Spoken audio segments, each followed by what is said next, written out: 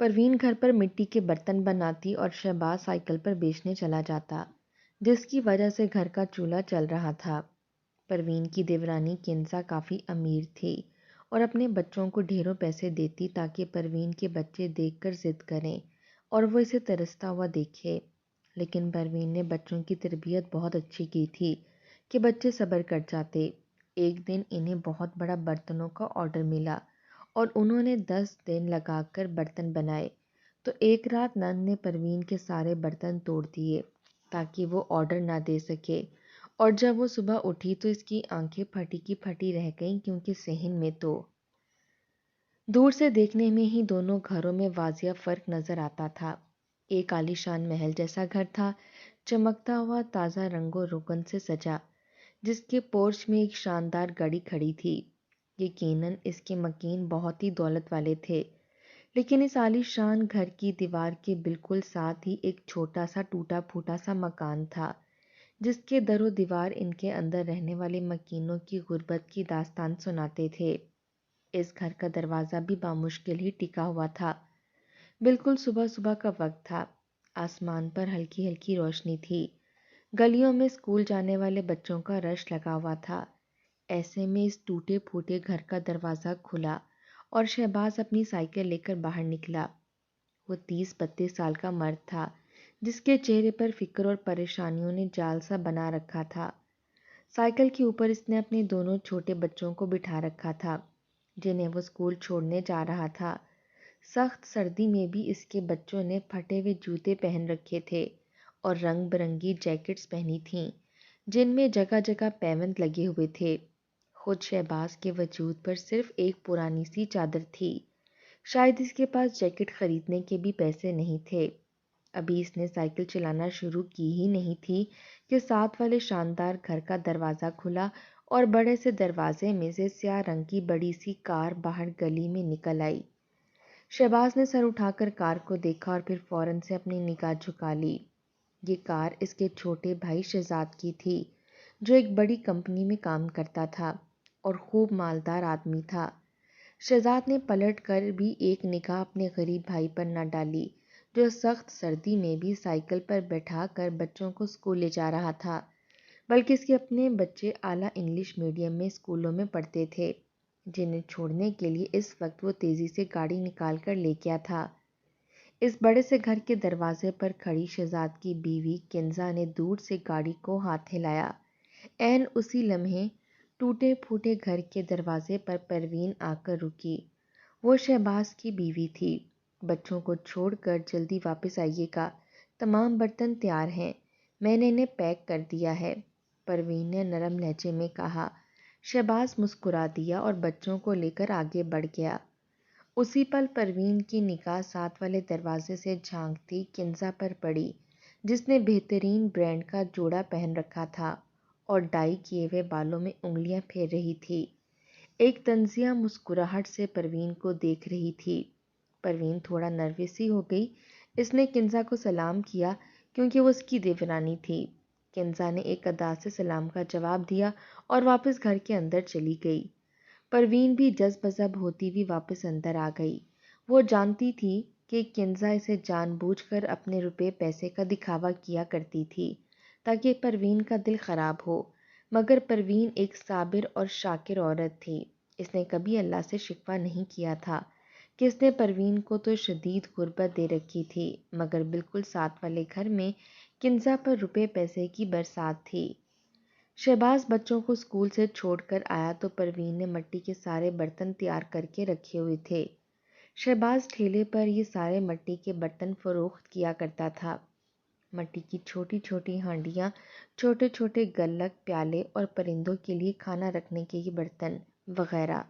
شہباز کے پاس کوئی دوسرا کام شروع کرنے کی گنجائش نہ تھی، تعلیم اس کے پاس تھی نہیں کہ کوئی اچھی نوکری مل سکتی، سو وہ اور پروین گھر میں ہی مٹی کے برتن بنا لیا کرتے تھے۔ برتن بنانے میں شہباز کے ساتھ ساتھ پروین کو بھی خاصی مہارت تھی، مگر کبھی زیادہ برتن بکتے اور کبھی کم اور کبھی کچھ بھی نہیں۔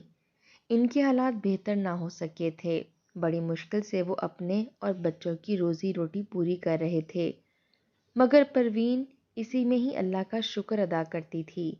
شہباز برتن لے کر چلا گیا تو پروین گھر کے کام کاج میں مشغول ہو گئی۔ بچوں کے آنے سے پہلے اس نے ان کا کھانا تیار کر لیا تھا۔ بچے اسکول سے واپس آئے تو تھوڑے بجھے ہوئے تھے۔ امی، ٹیچر کہہ رہی تھی 2 مہینے کی فیس جمع نہیں کروائی، اگلے مہینے پیپر ہیں، پیپر دینے سے پہلے فیس جمع کروانی ضروری ہے، ورنہ مجھے اور بھائی دونوں کو اسکول سے نکال دیں گے۔ پروین کے بیٹے احمد نے افسردہ لہجے میں کہا تو پروین نے ایک ٹھنڈی سانس لی۔ گھر میں سارا راشن تو ختم ہو رہا تھا، اب راشن ڈلوائیں گے یا بچوں کی فیس دیں گے؟ وہ پریشان ہو گئی تھی، لیکن اس نے بچوں کو تسلی دی کہ اللہ تعالیٰ مدد کرنے والا ہے، وہ جلد کوئی نہ کوئی سبب بنا دے گا۔ امی، میرا بیگ اور میرے جوتے بھی پھٹ رہے ہیں، کلاس میں سبھی بچے میرا مذاق اڑاتے ہیں، مجھے نیا بیگ دلا دیں، چھوٹے محمد نے بھی منہ بسورتے ہوئے کہا۔ پروین نے مسکرا کر اسے اپنے گلے سے لگا لیا اور تسلی دینے لگی۔ اس رات جب شہباز تھکا ہارا گھر واپس آیا تو پروین نے ہمت کر کے اس سے کہا، بچوں کے اسکول کی فیس ادا کرنے والی ہو رہی ہے اور بچوں کے جوتے بھی پھٹ گئے ہیں، آگے بارشوں کا سیزن آنے والا ہے، جگہ جگہ پر کیچڑ ہوگا، اس کیچڑ کی وجہ سے بچے پھٹے ہوئے جوتے پہن کر نہیں جا سکتے، آپ کہیں سے رقم کا بندوبست کر لیں تاکہ ہم یہ ضروریات تو پوری کر سکیں۔ پروین نے کہا تو شہباز سوچ میں پڑ گیا۔ برتن بیچ کر تو بامشکل ہی اتنی رقم آتی ہے کہ گھر کا چولہا جل سکے، آج کل ویسے بھی آمدنی کافی محدود ہو گئی ہے۔ 2 مہینے کی اکٹھی فیس جمع ہوگی، سمجھ نہیں آ رہا کیسے ادا کروں۔ شہباز سر پکڑے کچھ دیر تک سوچتا رہا اور پھر اچانک اٹھ کھڑا ہوا۔ میں شہزاد سے بات کرتا ہوں، اس کے پاس تو پیسے ہوں گے، یقیناً وہ مجھے دے دے گا، شہباز پرعزم انداز میں کہتا ہوا گھر سے باہر نکل آیا۔ پروین نے اسے جاتے دیکھا مگر کچھ نہ بولی، اسے اپنی دیورانی کنزا اور شہزاد سے کچھ اچھی امید تو نہ تھی۔ شروع سے ہی کنزا کا رویہ پروین کے ساتھ اچھا نہیں تھا، مگر بہرحال اس نے شہباز کو منع نہ کیا اور شہباز سیدھا شہزاد کے گھر جا پہنچا۔ کئی بار گھنٹی بجانے کے بعد شہزاد کے بڑے بیٹے نے دروازہ کھولا۔ اس کے ہاتھ میں موبائل تھا جس پر وہ کارٹون دیکھ رہا تھا۔ ارے چاچو، آپ ہیں؟ دروازہ بجا بجا کر تنگ ہی کر دیا، بچے نے بیزار سے لہجے میں کہا۔ شہباز شرمندہ ہوتے ہوئے اندر آ گیا۔ سامنے ہی کنزا ٹیبل پر کھانا لگا رہی تھی۔ اشتہا انگیز کھانے کی خوشبو پورے ڈائننگ ٹیبل میں پھیلی ہوئی تھی۔ شہزاد کپڑے تبدیل کر کے ڈائننگ ٹیبل پر آ کر بیٹھ رہا تھا۔ شہباز کو آتے دیکھ کر کنزا اور شہزاد دونوں ہی چونکے۔ کیا بات ہے شہباز بھائی، آپ کو کیا ہوا ہے جو آپ میرے گھر آئے ہیں؟ شہزاد نے طنزیہ آواز میں پوچھا اور ہاتھ بڑھا کر اپنی پلیٹ میں کھانا ڈال لیا۔ شہباز نے پوری کوشش کی کہ اس کی نظر کھانوں پر نہ جائے، حالانکہ اسے شدید بھوک لگ رہی تھی۔ مجھے کچھ پیسوں کی ضرورت ہے شہزاد، میرے بچوں کو اسکول میں فیس جمع کروانی ہے اور فی الحال میرے پاس اتنی گنجائش نہیں ہے، میں تمہیں جلدی پیسے واپس لوٹا دوں گا، اگر تم مجھے پیسے دے دو تو بڑی مہربانی ہوگی۔ شہباز نے بڑی مشکل سے یہ الفاظ ادا کیے۔ کنزا بھی سامنے آ کر بیٹھ گئی تھی اور کھانا کھا رہی تھی۔ دونوں میں سے کسی نے بھی اتنی توفیق نہ کی کہ شہباز کو بھی ساتھ کھانا کھانے کی آفر کرتے۔ چاولوں کا چمچ منہ میں رکھتے ہی شہزاد نے تھوڑی دیر سوچا اور پھر بولا، فی الحال تو آپ کو میں پیسے نہیں دے سکتا، میں نے کل ہی کنزا کے سونے کے سیٹ کے لیے جیولر کو رقم دی ہے اور ابھی فی الحال تو میرے پاس بالکل گنجائش نہیں ہے، کھانے پینے کے لالے پڑے ہوئے ہیں، خود میں بڑا پریشان ہوں، ایسے میں آپ کو پیسے کہاں سے دوں؟ شہزاد نے صاف انکار کر دیا تھا۔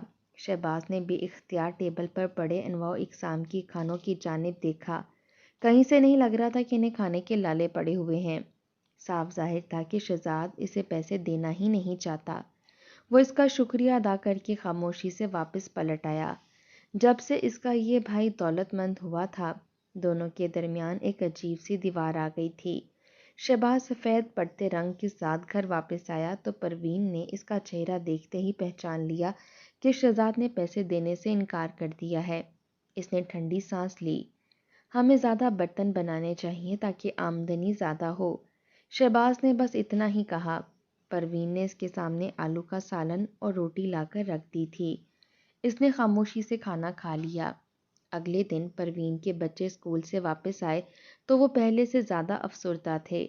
پروین نے جیسے تیسے کر کے انہیں منا لیا اور کھانا کھلا دیا، لیکن ابھی وہ ہوم ورک کروانے کے لیے ان کی کتابیں کھول ہی رہی تھی جب اس کے چھوٹے سے گھر کے دروازے سے کنزا اندر داخل ہوئی۔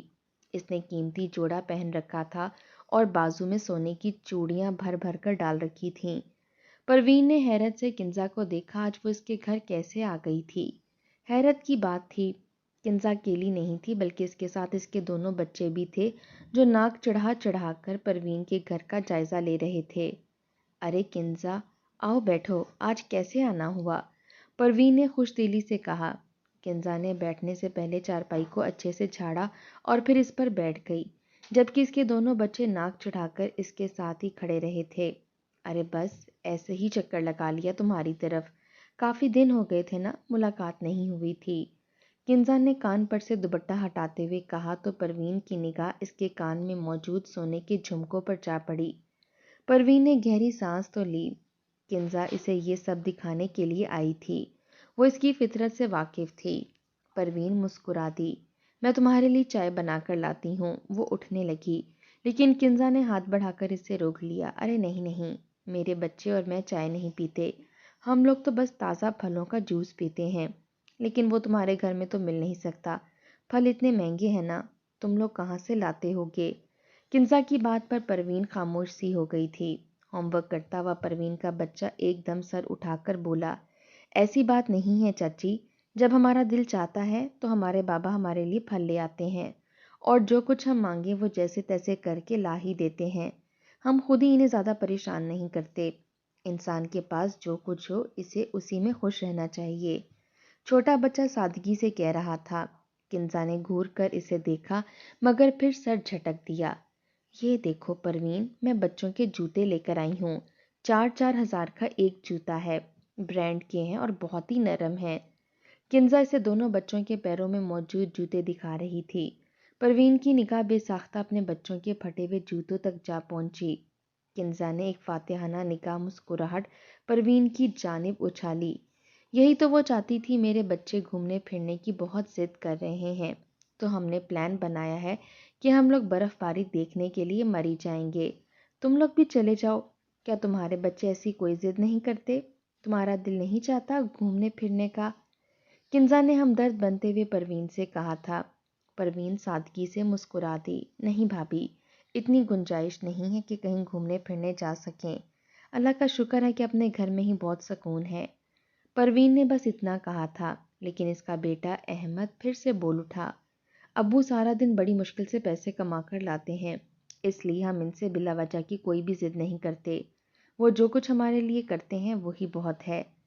میری ٹیچر نے بتایا تھا کہ والدین کے احسانات کو ماننا چاہیے اور انہیں پریشان نہیں کرنا چاہیے۔ احمد کی معصومیت پر اب کنزا کا پارا چڑھ گیا تھا۔ وہ تو یہاں پر پروین اور اس کے بچوں کو جلانے آئی تھی، مگر وہ تو سب اپنے حال پر بے حد مطمئن اور بار بار اللہ کا شکر ادا کر رہے تھے۔ انہیں شہباز سے بھی کوئی شکایت نہیں تھی کہ وہ انہیں گھماتا پھراتا نہیں ہے اور ان کے اوپر خرچہ نہیں کرتا، بلکہ وہ تو اس سے بہت زیادہ خوش تھے کہ وہ محنت کر کے انہیں پال رہا ہے۔ کنزا پیر پٹکتے ہوئے اٹھ کھڑی ہوئی۔ تمہارے بچوں کو بات کرنے کی تمیز نہیں ہے، پروین بڑوں کی باتوں میں بولتے رہتے ہیں، چلو بیٹا۔ اس نے گھور کر احمد کو دیکھا تھا اور اپنے بچے کا بازو دبوچا جو مہنگے آئی فون میں ہاتھ پکڑے ہوئے اس پر گیم کھیل رہا تھا۔ بچے ماں کے ساتھ جیسے آئے تھے ویسے ہی چلے گئے۔ پروین خاموش سی ہو گئی۔ اسے اچھا لگا تھا کہ اس کے بیٹے نے کنزا کو جواب دیا تھا، خود تو وہ شاید مروت میں اسے کچھ نہیں کہہ سکتی تھی۔ پروین تو مطمئن تھی مگر کنزا کے اندر آگ بھڑک اٹھی تھی۔ اسے پروین اور اس کے بچوں کا یہ رویہ ایک آنکھ نہیں بھایا تھا۔ وہ تو انہیں روتا تڑپتا ہوا دیکھنا چاہتی تھی۔ ان کے چہروں پر اتنا سکون کیسے تھا؟ وہ جلے پاؤں کی بلی کی مانند پورے گھر میں پھرنے لگی۔ دوسری جانب شہباز جب گھر واپس آیا تو اس کے چہرے پر بے مثال خوشی تھی۔ پروین نے محسوس کر لیا، کیا بات ہے شہباز کچھ زیادہ ہی خوش ہیں؟ پروین نے پوچھا تو وہ خوشی سے بولا، ہاں نا بھلی مانس، بہت اچھی خبر ہے، باہر کے ملک میں ایک بڑی کمپنی کو مٹی کے برتنوں کی ضرورت ہے، وہاں کے لوگ اب زیادہ تر مٹی کے برتن میں کھانا کھانا پسند کرتے ہیں کیونکہ یہ قدرتی ہیں، میرے ایک دوست نے میرا اس کمپنی سے رابطہ کروایا ہے۔ مجھے ایک بہت بڑا آرڈر ملا ہے۔ 10 دن کے اندر اندر ہمیں یہ سارے برتن تیار کرنے ہیں، پھر یہ سارا مال بیرون ملک چلا جائے گا۔ اگر یہ مال ان کو پسند آ جاتا ہے تو ہمارے وارے نیارے ہو جائیں گے۔ مستقل بنیادوں پر وہ لوگ مجھ سے ہی پھر برتن بنوایا کریں گے، اور ہو سکتا ہے کہ مجھے اپنے ساتھ امریکہ بھی لے جائیں۔ شہباز کی بات پر پروین نے حیرت سے اس کا چہرہ دیکھا تھا۔ برتنوں کی جو قیمت شہباز نے اسے بتائی تھی، اسے سن کر تو پروین حیران رہ گئی۔ اتنی رقم تو وہ پورا سال محنت کر کے بھی نہیں کما سکتے تھے۔ شہباز اور پروین نے برتن بنانے کی تیاری شروع کر دی تھی۔ اس بار دونوں نے بہت ہی محنت سے ایک ایک برتن کو تیار کیا۔ مہارت تو ان دونوں کے ہاتھوں میں پہلے ہی تھی، لیکن آرڈر بہت بڑا تھا۔ پورا کرتے کرتے انہیں 10 دن لگ گئے۔ جس روز شہباز کو وہ سارے برتن کمپنی میں جمع کروانے تھے، اس سے ایک روز قبل بڑی مشکل سے ان دونوں نے وہ سارے برتن تیار کیے تھے۔ خشک ہونے کے لیے انہوں نے وہ سارے برتن صحن میں رکھے۔ آج شہباز اور پروین دونوں ہی بڑے خوش تھے، مگر اپنے گھر کی چھت سے جھانک رہی کنزا کے چہرے پر ایک مکاری بھری مسکراہٹ پھیل چکی تھی۔ اسے اندازہ ہو گیا تھا کہ شہباز اور پروین کوئی بڑا کام کر رہے ہیں۔ شہزاد کے منہ سے اس نے سن لیا تھا کہ شہباز کو برتن کے کئی بہت بڑا آرڈر ملا ہے۔ رات گہری ہو رہی تھی، برتن وہیں سین میں چھوڑ کر شہباز اور پروین اندر کمرے میں چلے گئے تھے۔ شدید سردیوں کی وجہ سے باہر سین میں سونا تو ناممکن تھا۔ یہ کوئی آدھی رات کا وقت تھا جب کنزا دبے قدموں اپنے گھر سے باہر نکلی۔ اس کے ہاتھ میں ایک بڑا سا ڈنڈا تھا۔ اس کے اور پروین کے گھر کے درمیان ایک چھوٹا سا دروازہ لگا ہوا تھا، جو شروع کے وقتوں میں آنے جانے کے لیے استعمال ہوتا تھا، لیکن اب عرصہ ہوا اسے بند کر دیا گیا تھا۔ کنزا کے پاس چابی موجود تھی۔ اس نے ہاتھ بڑھا کر تالا کھولا اور پروین کے گھر میں داخل ہو گئی۔ وہاں خاموشی اور سناٹا تھا۔ صرف صحن میں بے شمار برتن پڑے ہوئے تھے، جنہیں کل صبح شہباز نے کمپنی کو دینے جانا تھا۔ کنزا مسکرائی، اللہ پر بڑا بھروسہ ہے نا تم لوگوں کو؟ اب میں دیکھتی ہوں کیسے نیک مسلمان بنتے ہو۔ جب کھانے کے لالے پڑیں گے تو خود ہی اللہ سے شکوے کرو گے اور مجھ سے پیسے مانگنے آؤ گے۔ کنزا نفرت بھرے انداز میں سوچ رہی تھی۔ اس نے ایک ڈنڈا اٹھا کر مٹی کے برتنوں پر دے مارا۔ برتن نازک تھے، کنزا کی طاقتور چوٹ کو برداشت نہ کر پائے اور چکنا چور ہوتے چلے گئے۔ کنزا نے ایک برتن توڑنے پر ہی بس نہ کیا۔ اس نے صحن میں رکھے ہوئے ایک ایک برتن پر ڈنڈے برسا کر اسے ٹکڑے ٹکڑے کر دیا۔ اندر کمروں میں سوئے ہوئے شہباز اور پروین تھکن سے چور تھے۔ انہیں اندازہ ہی نہ ہوا کہ باہر کیا قیامت گزر چکی ہے۔ وہ تو مطمئن انداز میں مسکراتی ہوئی واپس اپنے گھر کی جانب چلی گئی۔ دروازہ بند کرتے اس نے دوبارہ سے تالا لگایا اور خاموشی سے اپنے کمرے میں جا کر لیٹ گئی۔ اس کے چہرے پر ایک فاتحانہ مسکراہٹ رقص کر رہی تھی۔ اندر کمرے میں سوئے بے خبر شہباز اور پروین ذرا سا کسمسائے۔ کھٹکے کی آواز سن کر نیند تو خراب ہوئی، لیکن انہیں ایسا کچھ محسوس نہ ہوا جیسا باہر ہو چکا تھا۔ انہیں کیا خبر تھی کہ باہر تو ان کی زندگی برباد ہو چکی ہے۔ خواب میں پروین کو عجیب و غریب شکلیں نظر آ رہی تھیں۔ وہ پوری رات بے چین سی سوئی رہی۔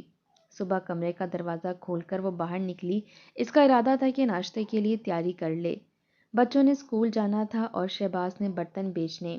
خوشی سے وہ آج جلدی جلدی سب کام کر لینا چاہتی تھی، مگر جیسے ہی وہ دروازہ کھول کر باہر صحن میں نکلی، باہر کا منظر دیکھتے ہی اس کے لبوں سے کربناک چیخ نکلی۔ سامنے ہی صحن میں برتنوں کی بجائے ان کا چورا بکھرا پڑا تھا۔ ایک بھی برتن سلامت نہ تھا۔ پروین سر پر ہاتھ رکھے نیچے بیٹھتی چلی گئی۔ اس کی چیخ کی آواز سن کر شہباز بھی اندر سے باہر نکل آیا تھا۔ کیا ہوا پروین؟ کیوں صبح صبح چلا رہی ہو؟ اس نے باہر نکلتے ہوئے پوچھا۔ پروین نے انگلی کے اشارے سے اسے سامنے دیکھنے کا اشارہ کیا۔ شہباز نے بھی سامنے دیکھا، جہاں ٹوٹے پھوٹے برتنوں کا ایک ڈھیر پڑا تھا۔ یہ سب کیا ہو گیا؟ یہ برتن کس نے توڑے؟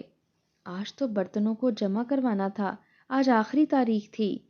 اگر آج بھی میں نے یہ برتن کمپنی کو جمع نہ کروائے تو میرا ان کے ساتھ معاہدہ خطرے میں پڑ سکتا ہے۔ کیا پتہ وہ مجھے پولیس کے ہی حوالے کر دیں، شہباز نے گھبراتے ہوئے کہا۔ پروین کے تو خود اوزان خطا ہو رہے تھے۔ وہ شہباز کو کیا جواب دیتی؟ تبھی شہباز کی جیب میں رکھا ہوا چھوٹا سا موبائل بجنے لگا۔ شہباز نے کپکپاتے ہاتھوں سے موبائل نکالا۔ وہ اس کے اسی دوست کا فون تھا جس نے کمپنی سے اس کا رابطہ کروایا تھا۔ شہباز کا دل ڈوب گیا۔ اس نے موبائل آن کر کے کان سے لگایا۔ دوسری جانب اس کا دوست اسے کچھ کہہ رہا تھا، جسے سن کر شہباز کے چہرے پر تاریکی ہی تاریکی پھیلتی جا رہی تھی۔ یقیناً وہ اسے برتن مقررہ جگہ پر پہنچانے کے لیے کہہ رہا تھا۔ پروین لڑکھڑاتے قدموں سے اٹھی۔ شہباز فون بند کر چکا تھا۔ اب کیا ہوگا؟ اب ہم نئے برتن کس طرح سے بنائیں گے؟ شہباز نے پوچھا، لیکن اس سے پہلے کہ شہباز اسے کوئی جواب دیتا، ساتھ والے گھر سے ایک کربناک چیخ سنائی تھی۔ یہ چیخ کی آواز کنزا کی تھی۔ کنزا چلاتے ہوئے شہباز اور پروین کے نام پکار رہی تھی۔ دونوں لرز اٹھے۔ اندھا دھند وہ دونوں اپنی طرف کا دروازہ کھول کر باہر نکلے۔ کنزا کے گھر کا دروازہ کھلا تھا۔ اکا دکا اور بھی لوگ اس کی چیخیں سن کر گھر کے اندر داخل ہو رہے تھے۔ پروین اور شہباز بھی لپک کر گھر کے اندر داخل ہوئے۔ سامنے کا منظر دیکھتے ہی ان کے قدموں تلے سے زمین نکل گئی۔ کنزا کا بیڈ روم کا دروازہ کھلا تھا۔ یہ آوازیں وہیں سے آ رہی تھیں۔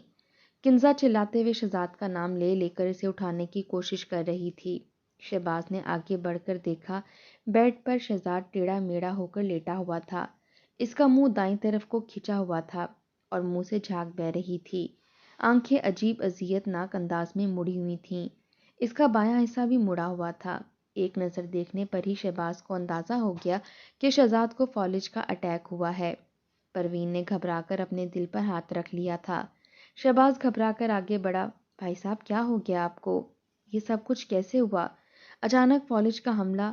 اس نے سر اٹھا کر کنزا سے پوچھا، مگر کنزا اپنے ہوش و حواس میں ہوتی تو جواب دیتی۔ مہنگا سوٹ اور مہنگا میک اپ نہ جانے کہاں چلا گیا تھا۔ اس وقت تو وہ بکھرے بال اور سوجی ہوئی آنکھوں کے ساتھ مسلسل روتے ہوئے شہزاد کو ہی پکار رہی تھی۔ کچھ پتہ نہیں شہباز کو کیا ہو گیا۔ کل رات کھانا کھانے کے بعد یہ سکون سے یہاں آ کر لیٹے تھے۔ آج ان کی کمپنی میں پروموشن کا دن تھا۔ بہت خوش تھے، لیکن نہ جانے کیا ہوا۔ صبح میں انہیں آفس جانے کے لیے اٹھانے لگی تو ان کی آواز ہی نہیں نکل رہی تھی۔ میں نے روشنی جلا کر دیکھا تو ان کے چہرے کی یہ حالت ہے۔ مجھے تو سمجھ نہیں آ رہا یہ سب کچھ کیا ہو گیا ہے۔ کنزا رو رہی تھی۔ پروین کا دل بھی بیٹھنے لگا۔ اس نے آگے بڑھ کر کنزا کو تسلی دینا چاہی، مگر اس کی تسلی اس وقت کنزا کے لیے کوئی معنی نہیں رکھتی تھی۔ شہباز کے علاوہ وہاں محلے کے جتنے لوگ موجود تھے جن کے ساتھ شہزاد کی اچھی سلام دعا تھی، کوئی بھی شہزاد کو ہسپتال لے جانے پر تیار نہ تھا۔ حالانکہ وہ امیر لوگ تھے، لیکن شہزاد کو اچھی نگاہ سے نہ دیکھتے تھے۔ شہباز خاموشی سے پڑوس سے رکشہ پکڑ کر لایا اور لوگوں کی مدد سے شہزاد کو اٹھا کر رکشے میں ڈال دیا۔ وہ پریشان تھا۔ شہزاد کے چہرے کے تاثرات اچھے نہ تھے۔ وہ اسے لیتے ہی فوراً ہسپتال کی جانب بھاگا۔ باہر نکلنے سے پہلے کنزا نے چند روپے اس کے ہاتھ میں پکڑا دیے تھے۔ شہباز شہزاد کو لے کر دوڑتا ہوا قریبی ہسپتال پہنچا تھا۔ شہزاد کے چہرے کی حالت دیکھتے ہوئے ڈاکٹر ایمرجنسی میں داخل کر لیا۔ نہ جانے شہباز کو کچھ اچھا محسوس نہیں ہو رہا تھا۔ حالانکہ بظاہر تو دیکھنے میں وہ صرف فالج کا ہی ایک اٹیک تھا۔ کچھ وقت کے بعد ڈاکٹرز باہر نکلے۔ خبر اچھی نہیں ہے، آپ کے بھائی کو فالج کا اٹیک ہوا ہے، جو صرف بظاہر نہیں بلکہ جسم کے اندرونی حصوں میں بھی ہے۔ دل پر بھی اثر ہو رہا ہے۔ اگر چند گھنٹے اور اسی طرح رہا تو ان کا دل دھڑکنا بند ہو جائے گا۔ شہباز کو پسینے آنے لگے، مگر جو کچھ ڈاکٹر نے کہا تھا وہی ہوا۔ چند گھنٹے زندگی اور موت کی طرح گزرنے کے بعد بالآخر شہزاد نے اپنی جان دے دی۔ ڈاکٹرز نے باہر آ کر مایوس کن انداز میں شہباز کو اطلاع دی۔ وہ بے جان قدموں سے شہزاد کی لاش لے کر گھر کی جانب چل پڑا۔ گھر میں جو سب شہزاد کے ٹھیک ہو کر واپس آنے کی امید پر تھے، شہزاد کی لاش گھر میں آئی تو کنزا کی چیخیں آسمان کو چیرنے لگیں۔ خود پروین بھی رونے پر مجبور ہو گئی تھی۔ شہزاد کے بچے الگ سہمے ہوئے کھڑے تھے۔ کنزا جو کل تک غرور اور تکبر کیا کرتی تھی، آج سارا غرور خاک میں مل چکا تھا۔ شہباز سارے انتظامات کو دیکھ رہا تھا۔ کوئی اور آگے تک نہ آیا تھا۔ کفن دفن سے لے کر گھر میں کھانا پکوانے تک ہر کام شہباز نے کیا۔ شہزاد کو دفن کر دیا گیا۔ ایک دو روز میں جو چند مہمان آئے تھے وہ بھی رخصت ہو گئے تھے، تو کنیز کا گھر بالکل خالی خالی لگنے لگا۔ وہ ہر وقت دیوار سے ٹیک لگائے سوچوں میں گم رہتی اور روتی رہتی تھی۔ شہزاد کے مرتے ساتھ ہی کمپنی والوں نے آنکھیں پھیر لیں۔ وہ جو اس کا پروموشن کر رہے تھے، اب اس مہینے کی تنخواہ دینے پر بھی کترانے لگے۔ صرف شروع کے چند دن جو شہزاد کمپنی گیا تھا، اسی چند دنوں کی تنخواہ انہوں نے کنزا کے ہاتھ میں تھمائی۔ جو کہ پرائیویٹ نوکری تھی، اس لیے پینشن وغیرہ کا تو کوئی سوال ہی نہیں تھا۔ گھر میں جمع کر کے کچھ بھی رکھا ہوا نہیں تھا، صرف ایک یہ گھر تھا اور گاڑی جو شہزاد کے نام پر تھی۔ آنے والے دنوں میں کنزا کو یہی چیزیں فروخت کر کے اپنا گزارا کرنا تھا۔ شہزاد کے مرنے کے بعد شہباز افسردہ ایک دیوار سے ٹیک لگائے بیٹھا تھا۔ جب پروین اس کے پاس گئی، بچوں نے کل اسکول جانا ہے، بہتر یہی ہے کہ میں آج آپ کو کچھ برتن بنا دیتی ہوں، آپ کل جا کر انہیں سائیکل پر فروخت کرائیں، کم از کم گھر کا چولہا تو چلے گا، باقی سب کچھ بعد میں دیکھا جائے گا۔ پروین کی بات پر شہباز نے سر اٹھا کر اسے دیکھا۔ چند برتن نہیں، بہت سارے برتن بنانے ہیں۔ تمہیں یاد ہے شہزاد بھائی کی موت سے پہلے مجھے کمپنی کے دوست کا فون آیا تھا، وہ یہی کہہ رہا تھا کہ کمپنی نے اپنے آرڈر میں تھوڑی سی تاخیر کر دی ہے، اب وہ 1 مہینے بعد آرڈر لے کر جائیں گے۔ 1 مہینے کے اندر مجھے پہلے سے بھی کئی زیادہ برتن بنا کر ان کے حوالے کرنے ہیں۔ اس آرڈر کے مکمل ہوتے ہی وہ مجھے کافی سارے پیسے دیں گے، بلکہ آدھے پیسے تو انہوں نے میرے اکاؤنٹ میں بھیج بھی دیے ہیں۔ یہ دیکھو، شہباز نے موبائل نکال کر پروین کو دکھایا، جو بے یقین نگاہوں سے موبائل کی اسکرین پر چمکتی ایک بڑی سی رقم کو دیکھ رہی تھی۔ یہ تو ناممکن ہے، اس کے لبوں سے نکلا، مگر اللہ نے یہ ممکن کر دیا ہے۔ کنزا ان کی باتیں سن رہی تھی، اچانک ہی وہ پھوٹ پھوٹ کر رو دی۔ میں نے اس رات تمہارے سارے برتن توڑ دیے تھے تاکہ تم لوگ اور تمہارے بچے فاقوں سے مر جائیں، مگر میں نہیں جانتی تھی کہ قدرت کا عذاب تو میرے ہی گھر پر نازل ہو جائے گا، وہ پھوٹ پھوٹ کر روتے ہوئے کہہ رہی تھی۔